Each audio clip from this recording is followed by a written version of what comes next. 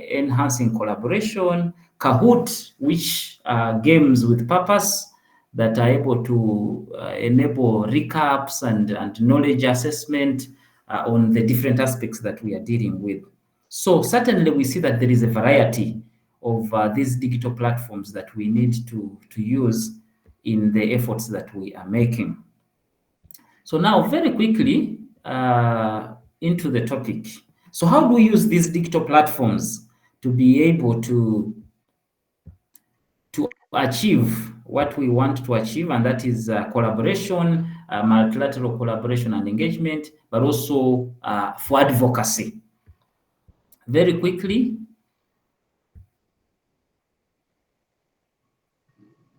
one, these tools, and this is not just at the idea level, it is happening, it's happened before, and we have seen a lot of progress and a lot of registered a lot of success. One, these platforms have been used for raising awareness, and this is normally through creating viral content, storytelling, use of infographics to be able to raise awareness on different things, but in this case, the climate crisis, but also highlighting what can be done about the crisis. The digital platforms have also been used and are still being used for mobilizing for action, organizing the global climate strikes, for example, every September, the ActionAid fraternity and partners globally, but also very much amplified within Africa through the global platforms, come together to do online and offline activities to mobilize for action, for climate action. But the digital platforms have also enabled building of communities, what we call digital communities or online forums. And these can be as simple as WhatsApp groups to enhance communication and collaboration, but other forums like Reddit, Discord, and so forth. So building of community, which is very, very important for advocacy. Fourthly, and lastly for this presentation, digital platforms have certainly been used for pressing for accountability. And this is in line with streaming of climate conferences, demanding transparency and negotiations. So certainly we see that the digital platforms are very necessary and they are already being used, but we need to amplify their use. And very quick examples here that I'm sure some of you are already familiar with. We have, there is the very famous one, which started at a global level, the Greta Thunberg's Fridays for Future movement. And this basically gained traction through Twitter and Instagram to reach the different corners of the world. And it's great that even within the African continent, we now have these Fridays for Future in Uganda, in Kenya, and in other African countries. So that kind of collaboration at a global level, but also amplified at a continental level. ActionAid and the global platforms fund our future campaign and climate justice campaign that was launched at the Climate Africa Summit in Nairobi. Certainly gained traction and visibility through the social media, the different platforms that I have already highlighted, as well as the Fix the Finance campaign calling for more funding for a green transition. Because when we highlight the two main causes of climate change, being the use of fossil fuels and industrial agriculture, then we must also propose and give visibility to solutions, which is agroecology or agriculture that does not harm the environment, but also use of renewable energy, where now clean cooking also lies. Okay, so I will also highlight the multilateral engagements as powered by the use of digital platforms to further show that we need to enhance and amplify and leverage them. Certainly it would have not been possible for certain young people, groups of young people from the different corners of Africa to be part of the UNFCCC processes But through live streaming of some of the COP sessions and virtual youth consultations, then it has enabled continental engagement and continental collaboration, and also unified voices, like our founder of the Great Africa Foundation said, amplifying unified voices of the continent. But also regional forums, the Africa Youth Climate Hub, YEFA, ASIN youth forums have certainly happened through the power of the digital platforms. But also climate negotiations, submitting of digital policy proposals, and also young people being able to attend side events of some of these major regional and continental forums. So the opportunities are numerous, and we are on the right track by trying to amplify the use of digital platforms and the aspect of digital diplomacy.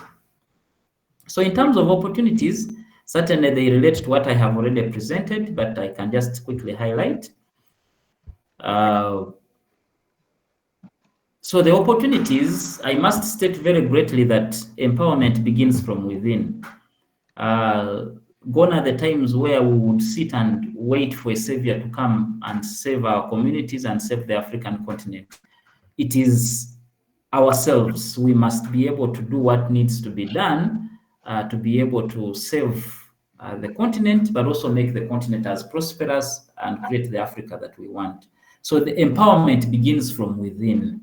It could be from within an individual, that power within, the self-esteem, to know that we are gifted, we are talented, but also starts within our communities, looking at the assets that we have, looking at what we have within ourselves, but also within the continent.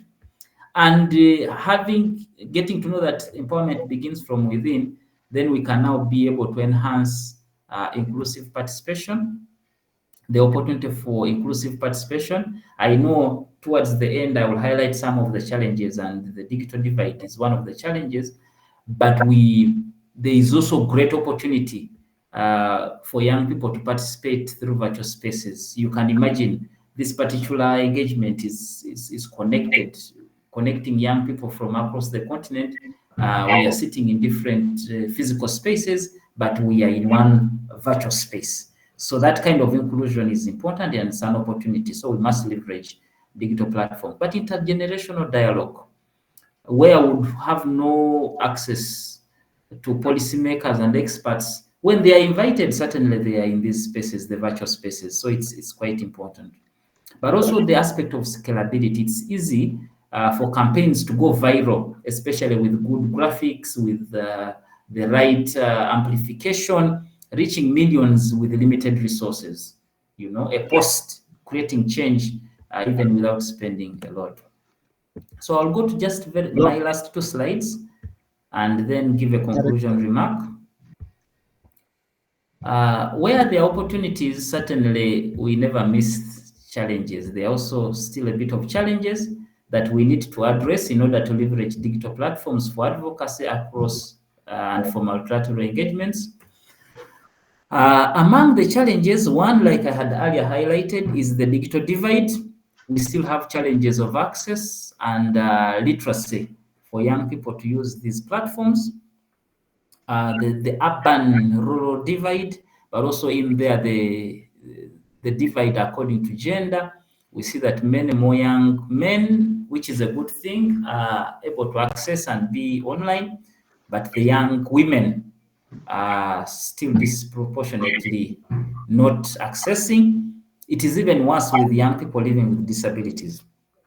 But secondly, we are also faced with the challenge of disinformation, and this disinformation of fake news and fake content creation dilutes advocacy. It becomes very difficult for people to ascertain whether the advocacy is genuine and evidence-based or it is just disinformation. Number three is tokenism, where some of the online advocacies have not been productive because young people just see this as not productive at the very end. Four is digital distraction. The Internet of Things is full of things and there's just quite a lot. So it's very easy to be distracted So we must be able to enhance focus. So lastly, I will highlight the recommendations, quick recommendations here for us to be able to leverage digital platforms. One, we must advocate and push for investment in digital infrastructure to support access to affordable internet. We see that the internet is still expensive in many parts of the continent, but also affordability of devices for youth, especially in marginalized areas. Two, we should continue to amplify digital literacy training to equip youth with skills in digital advocacy, aspects of cybersecurity, and online facilitation.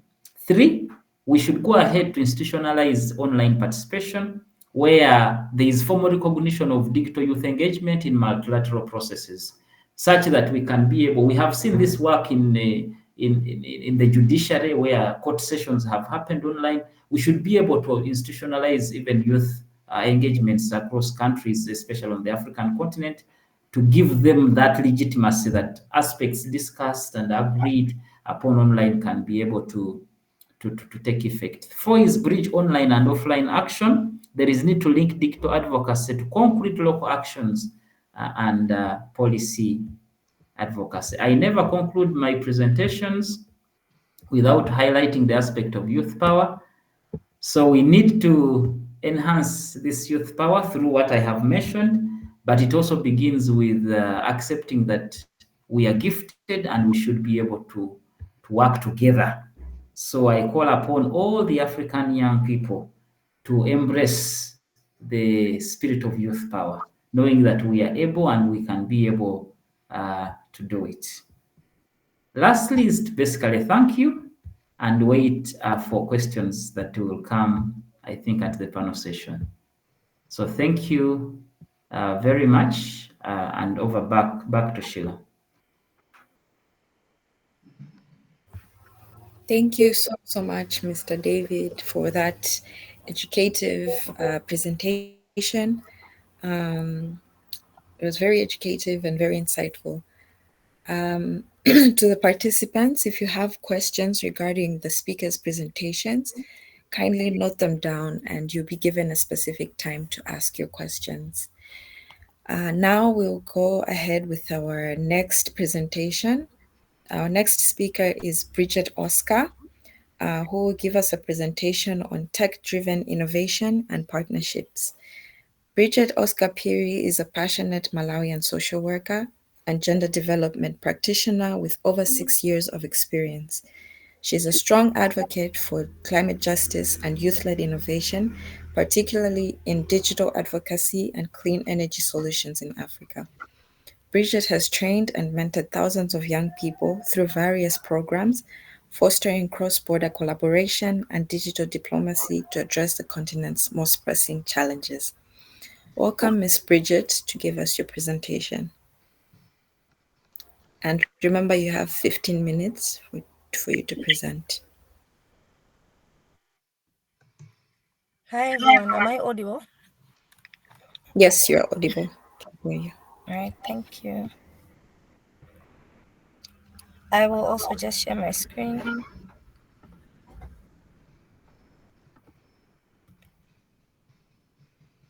Okay.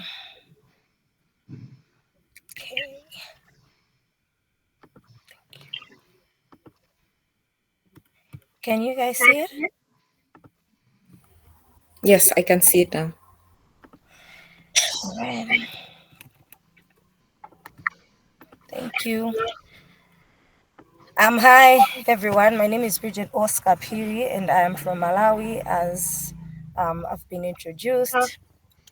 I really didn't think of preparing a presentation because I'm more of a participatory and just having a conversation with young people. But it feels so great to be here.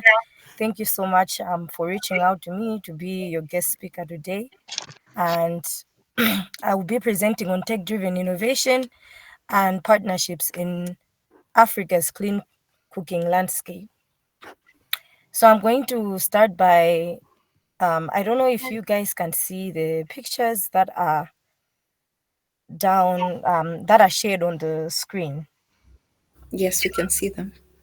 All right. So like I said, I think I was making this more of participatory, but I'll just go ahead and present. So these are two pictures. I'm going to start with my presentation by showing you these two different pictures that are showing different backgrounds um, of clean of cooking landscape in the African context. We know that it's we can barely see this in the um, uh, Western culture and stuff like that. But this was just a demonstration that you could see that to my right, the picture to my right, they're pretty much using the clean cooking um, system, and to my left, that is the traditional cooking that is very common in most of the African countries. So I'm showing this because if you look at my right, you will see that it's more clean. The environment is clean. There's a stove, whilst to my left, the lady that is cooking over there, there's a lot of smoke. You could see that it's outside. It can't be done indoor, so it's pretty much outside. There's dirt here and there. It's a background filled with trees and stuff like that. So this is actually the reality that we see in each and every in our everyday lives in our different communities. So I just wanted you to imagine that um, and imagine the left and the right as I illustrated, and now see this, right? Imagine a rural family in your home country. The mother no longer coughing from smoke. As you can see, I know it's a background photo, it's in the background, but you can see that children are not, there's no smoke over there. No tears in their eyes. We know smoke has brings tears in our eyes. The father is paying for a modern stove in a tiny affordable installments through his phone. He's carrying a phone, so we're assuming he is paying for the stove, the smart stove that he got, or the gas that he purchased through the smart stove. So this is pretty much not a distant dream. I know most of our communities now are trying to adapt to the clean cooking. For instance, personally here in my home country, Malawi, we have a very common system now that most people are now transitioning from the traditional energy to clean cooking energy. So I just wanted you to also imagine that what like that looks like a rural community, but they have that their stove there, and they're pretty much the children are pretty much learning and stuff like that. Or the father is paying for something through installments through his phone. So this is pretty much across Africa. Young innovators are actually making it a reality, and this is through technology as their toolkit as well as partnerships. And one of the issues that I'm going to say is that, for instance, even the partnerships that we're here, we're leveraging this partnership here, talking about these issues, we're learning from each other. Those are the partnerships that young people are driving. So I'll start with just explaining what clean cooking is for those that maybe don't understand what it is. Clean cooking refers to using cooking methods and fuels that significantly reduce harmful emissions, improve health, protect the environment, and enhance convenience and affordability for users. It's about moving away from the traditional, that's the image that I showed, from the polluting cooking, fuels, and stoves towards safer and more efficient alternatives. So, what counts as clean cooking? Clean cooking is clean fuels such as LPG. We have biogas, ethanol, electricity from um, renewable resources. We have solar energy, which is quite common now as well. Um, Efficient stoves and appliances that burn fuel more completely or use electricity efficiently to reduce emissions. So this could include improved biomass stoves, smart cook stoves, and digital controls, solar cookers. You can mention it. I think we have quite common. I think we should be aware of these things. Um, so, clean cooking is a challenge in Africa, and why is it a challenge? And why does technology matter? Since we're talking about tech-driven innovations and partnerships, right? And the clean cooking landscape. So, why is it a challenge in Africa, and why does it matter? So, according to the IEA in 2022, 9 million people in the sub-Saharan Africa are without clean cooking. So, there's a lot of indoor air pollution from cooking smoke, which causes over 4 million premature deaths globally each year. And it also, this is largely from respiratory diseases. So the smoke from these fuels is equivalent to inhaling 2 packs of cigarettes a day, especially harmful for women and children. We know deforestation. My colleague earlier spoke about issues of climate change, how our climate has just changed, and this some of the issues. Clean clean cooking. This is also a clean cooking challenge, or why clean cooking is still a challenge, because the issues of deforestation. We've been cutting down trees, and it affects our environment, and due to carbon emissions that are driven heavily by charcoal production. We know that most communities rely on small businesses such as selling charcoal and issues like that. In Malawi, 1% of the forest is lost each and every year from production of charcoal.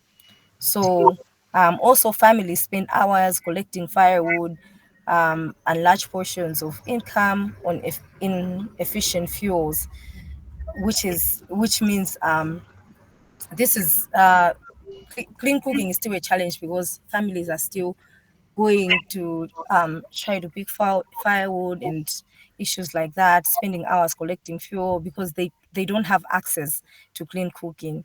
And in many rural areas and families, they spend up to 15% of the household income rely on cooking cooking fuel. So pretty much going to the different spaces to collect firewood. So why is technology a game changer? Because we're talking about these challenges that we're facing in Africa to achieve clean cooking. These are the issues that are hindering us, right? And what clean cooking is doing to, I mean, not clean cooking, but what traditional cooking is doing to our communities in Africa.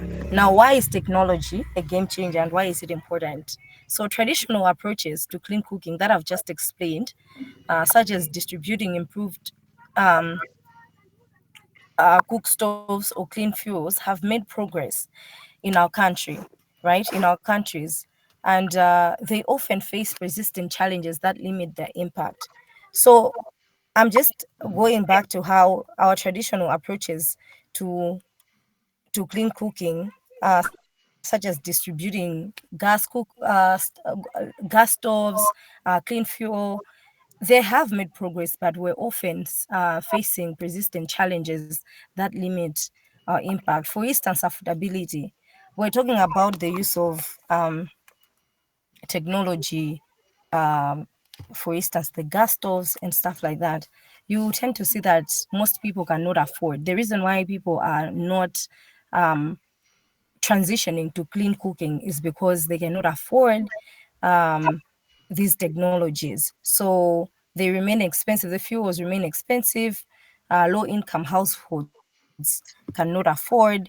There's accessibility issues. The far rural community areas, it's very rare for them to like have access to clean cooking products such as fuel due to weak supply chain and infrastructure, and also adaptability. I think just because we started, our parents had been using these methods, you tend to see that one way or another, there's still some people in our communities that don't have not don't have the capacity, but they're just not drawn to the technology side where they want to purchase maybe the a stove, a gas stove, or any other clean cooking material just to improve. So you can see that it's taking time for different people to adapt from the traditional way of cooking to the clean cooking.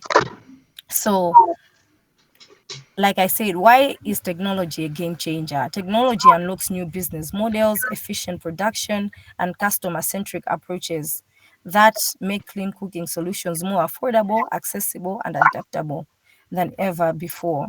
So, if we're going to leverage on digital finance, e-commerce, and smart innovations, technology is going to transform the clean cooking landscape, and it will accelerate progress towards universal access. What do I mean? If we're going to put more effort into technology, making it accessible, making it adaptable, and making it affordable, because most people are not transitioning to clean energy because they don't have way to they don't have means to access it, probably because maybe of infrastructure barriers, because of how it could get to them. So even issues of affordability, it's not affordable. So if we are to unlock new business models that are efficient for production and make it maybe affordable, make it accessible and adaptable, then we're going to have a clean cooking landscape. And I think young people are the ones that are core to this.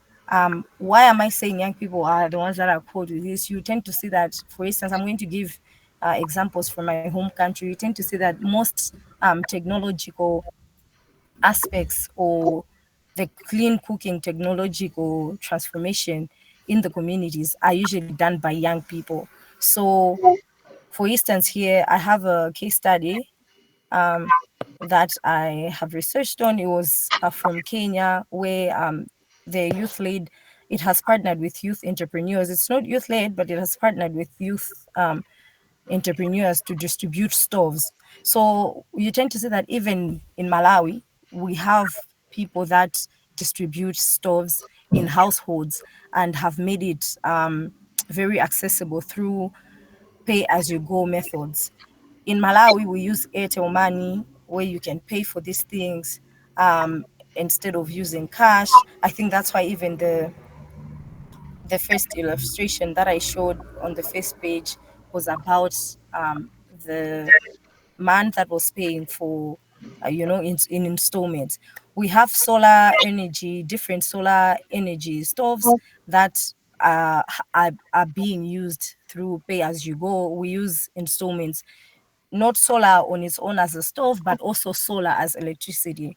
We have different companies that are pretty much collaborating by young people, distributing solar, and but they pay in installments.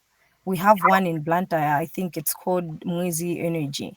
Yeah, I think that's why I put an example over there. So we have mobile money, mobile money smart meter stove unlock, the one that I'm talking about.